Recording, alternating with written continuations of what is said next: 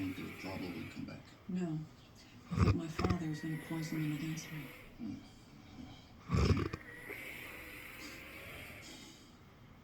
I have control of the relationship with my father. He was a